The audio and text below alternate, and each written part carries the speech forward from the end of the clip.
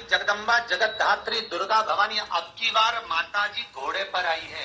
तो घोड़े पर जो देवी जी आती है वो समृद्धि को देने वाली आती है, लक्ष्मी की वृद्धि करने वाली आती है। जैसी घोड़े की रफ्तार होती है उस रफ्तार से लक्ष्मी घर में आती है। तो ये मत सोचना कि कोरोना महामारी ने हमको नीचे गिरा दिया या कोरोना महामारी ने रोक दिया, कमाई के स्रोत रोक दिए, धन रोक दिया। चिंता मत करना, मेरी माँ जगत जननी दुर्गा भवानी अब की बार घोड़े पर आई है। साल भर में इतना धन दे देगी कि आपने पीछे के 4 साल में नहीं कमाया होगा। इतनी मेरी माँ भंडार भर देगी। उस कलश पर आम के पल्लव शिव का वन है। किसका वन है ये? शिव का। 11 आम के जो पत्ते जिस डाली में लगे होते हैं वो डाली कोमल सी डाली, 11 टुकड़े महाराज एक कच्चे सूत से लपेटकर 11 बार उसका भाग, जब उसको लपेट लोगे इस तरह से इकट्ठा करके आगे का जो भाग है 11 बार कच्चा सूत लपेटने के बाद जो भाग पीछे का आगे का कोई भी हो उसको शहद में डुबाकर शिव जी को समर्पित कर दो। किस जगह पर रखना है? अशोक सुंदरी वाली जगह। अशोक सुंदरी की जगह जानते हो आप लोग, पहले भी आपको बताया है, आज फिर आपको वर्णन कर दें। जैसे ये गोल जलाधारी है, ये शिवलिंग रखा है, ये दो जहां से पानी बह रहा है बाबा के चरणारविंद, राइट में श्री गणेश जी का स्थान, लेफ्ट में कार्तिकेय का स्थान, बीच में अशोक सुंदरी की जगह। शंकर भगवान की 6 लड़कियां हैं। भगवान शंकर के 13 बच्चे, 13 बच्चों में से 6 लड़कियां, उस 6 लड़कियों में से एक लड़की का स्थान, भगवान शंकर की एक बेटी का स्थान अशोक सुंदरी का स्थान सामने। पद्म पुराण में स्पष्ट किया ये स्थान अशोक सुंदरी का। शंकर भगवान की जलाधारी में पार्वती जी का हस्तकमल, ऊपर से जो एक एक बूंद पानी गिरता है, ये शंकर भगवान की 5 लड़कियों का स्थान है, जया, विषहरा, शांभरी, दौतली और देव। शंकर भगवान की 5 लड़कियां भगवान शंकर के मस्तक पे जल की धार गिरा रही।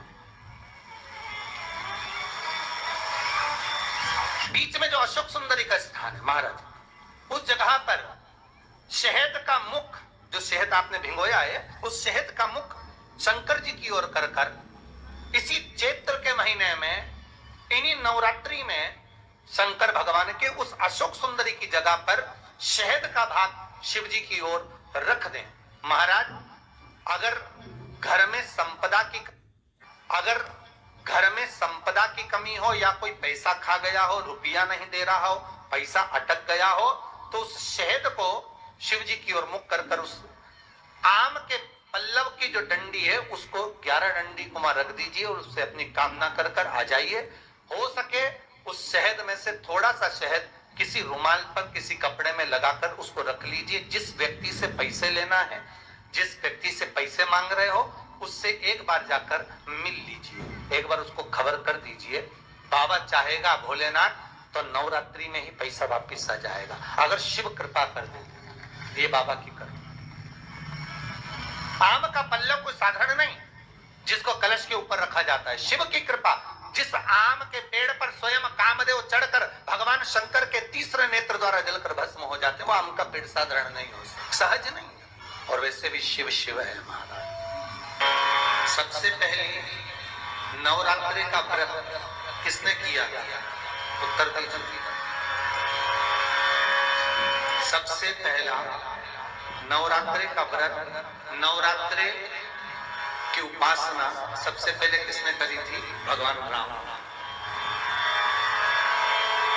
अश्विन के नवरात्रि में भगवान राम ने 9 दिन तक कलश की स्थापना कर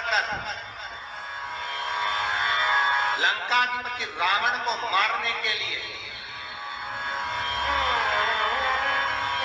मां जगत जननी आराधना, भगवान राम ने मां जगत जननी की आराधना, मां जगदम्बा की।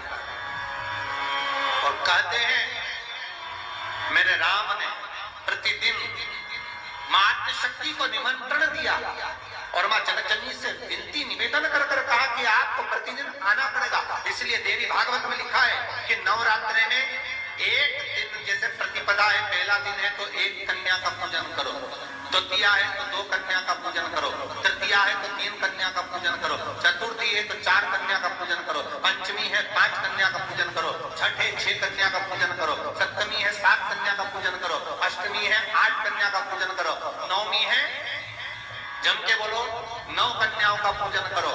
और अगर इस तरह से आप पूजन नहीं कर सकते नवरात्रि में तो 9 कन्याओं का पूजन एक साथ या तो अष्टमी के दिन या नवमी के दिन कर दो, या मध्य में बीच में भी आप कर सकते हैं। पर अगर आपकी कोई कामना है, आपकी कोई इच्छा है, मालूम पड़े, जैसे कई लोग कहते हैं कि हमारी इच्छा है, हमारी वो मकान नहीं बिक रहा, या हमारी वो जमीन नहीं खरीदी जा रही, या हमारी कोई कंपनी नहीं डल रही, या हमारे काम में ये अड़चन आ रही है, तो नवरात्रि में 4 नवरात्रि में से किसी भी नवरात्रि में आप नियम बना लो कि एक कलश की स्थापना कर कर एक दिन में एक कन्या का पूजन कर कर उसको भोजन कराना, लाल वस्त्र देना, लाल चुनरी, दूसरे दिन में 2 कन्याओं का पूजन कर कर लाल वस्त्र ओढ़ाना, लाल चुनरी देना, तीसरे दिन में 3, चौथे दिन में 4, पांचवें दिन में 5, ऐसे 7-9 दिन तक एक एक कन्याओं के क्रम को बढ़ाते बढ़ाते बढ़ाते बढ़ाते आप उस पूजन का विधान प्रबल कर सकते हैं।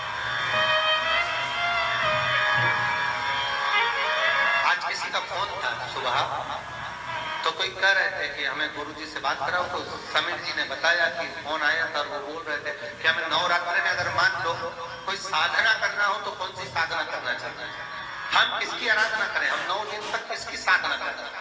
तो अगर बन सके तो देवी भागवत में सबसे सुंदर साधना यही है कि हम एक दिन में एक कन्या के चरण धोकर पूजन कर कर उस कन्या को भोजन कराकर उसका स्मरण करें। हाँ, ये जरूर है, अब आप किसी कन्या को एक दिन में 1, 2 दिन में 2, 3 दिन में 3, 4 दिन में 4, 5 दिन में 5, ऐसे नवरात्रि 4 बार जो नवरात्रि आती है, किसी भी नवरात्रि में आप स्मरण करें, उसका फल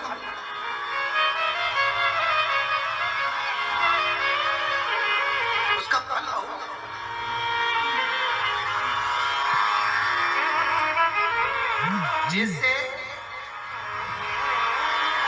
बेलपत्री का किया गया दान छिन्न नहीं माना था। किस चीज का दान? जम के बोलिए जरा। बेलपत्री का किया गया दान छिन्न दान नहीं है, समाप्ति नहीं होती। बेलपत्री अगर आपने कोई आपसे कहा जी तुम्हारे यहाँ बेलपत्री लगी है, जरा 8-10 दे दोगी क्या? बिल्कुल। और उससे कहो बेलपत्र तू मत तोड़, हम तोड़ कर, और अपने हाथ से बेलपत्र निकाल कर उसको दो दान। ये छिन्न दान नहीं है, ये समाप्त नहीं होता। ये बेलपत्र का दान अविरल दान बढ़ता है। हर हर महादेव। हेलो फ्रेंड्स, आपको ये जानकारी अच्छा लगे तो please like share and subscribe my channel. Thank you for watching my video.